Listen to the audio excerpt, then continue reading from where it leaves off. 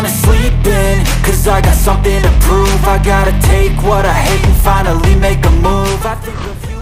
Witan Sulaiman sukses mencetak gol indah dengan langsung melewati dua pemain saat memperkuat AS Trenčín menghadapi Spartak Mijapa di Piala Slovakia.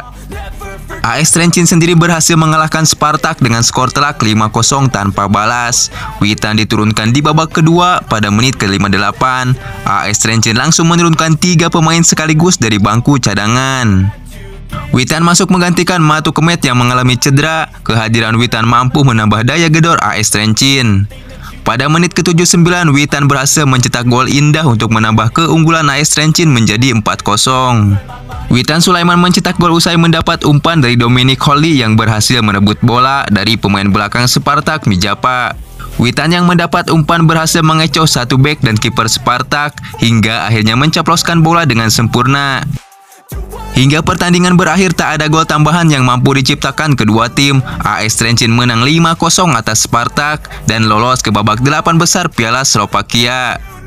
Sejauh ini Witan sudah mengoleksi 4 gol dan 2 assist di semua ajang yang dimainkan bersama AS Trenčín.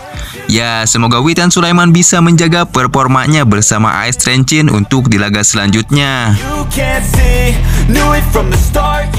Sementara itu tak cuma Witan Sulaiman yang gemilang di AS Trenčín, Elkan Bagot juga tampil gemilang dan berhasil mengalahkan klub Liga Inggris Brentford.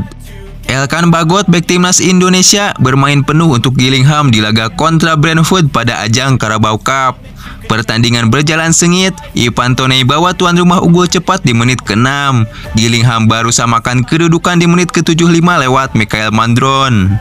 Skor 1-1 bertahan sampai 90 menit. Selanjutnya laga dilanjutkan sampai adu penalti dengan agregat 6-5 buat Gillingham dan berhak lolos ke babak selanjutnya di Carabao Cup.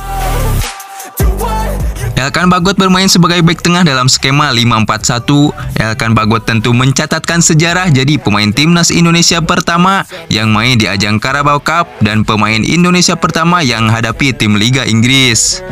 Brentford merupakan tim Liga Inggris yang musim ini sempat tampil mengejutkan kala bungkam Manchester United dengan 4-0.